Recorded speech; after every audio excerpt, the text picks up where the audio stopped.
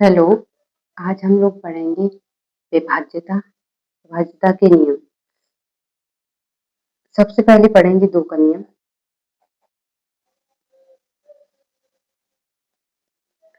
2 के नियम में होता है कि यदि किसी संख्या है तो उसका अंतिम अंक 0 या अंतिम अंक 2 से विभाजित हो जाए तो उसमें 2 का नियम लगता है।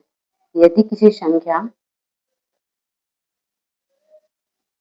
का अंतिम अंक 0 या अंतिम अंक 2 से विभाजित हो जाए तो उसमें 2 का नियम लगता है। एग्जाम्पल हैं 610, 540। इसके अंत में 0 है, इसके अंत में 0 है, यानी 2 से विभाजित हो जाएगा।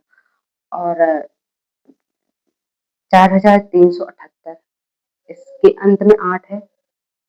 और 464, इसके अंत में 4 है। और इससे 12, इसके अंत में 2 है। तो इसमें भी अंतिम अंक जिनका अंतिम 2 से विभाजित हो जाए, यानी 8 भी 2 से विभाजित हो जाएगा, 4 भी 2 से विभाजित हो जाएगा और 2 तो हो ही जाएगा। तो इसमें ये 2 का नियम है।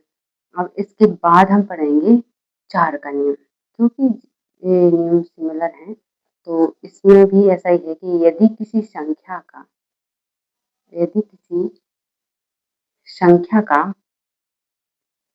के 2, इसमें ये है कि 2 होना चाहिए कि 2 अंतिम 2 अंक 0 या अंतिम 2 अंक 4 से विभाजित हो 4 से विभाजित हो जाएं तो इसमें 4 का नियम लगेगा। जैसे संख्याएं हैं 5900 हो गई, 4300 हो गई, तो इसके अंत में 2 जीरो है, इसके अंत में 2 जीरो है, तो इसका मतलब ये हुआ कि ये 4 से विभाजित हो जाएगा। अब इसके बाद और भी संख्या है जो 2 अंक और भी हमें लाना है, जैसे कि 7316 है, तो इसके आराम से 16 में भाग चला जाएगा, 4 से कट जाएगा।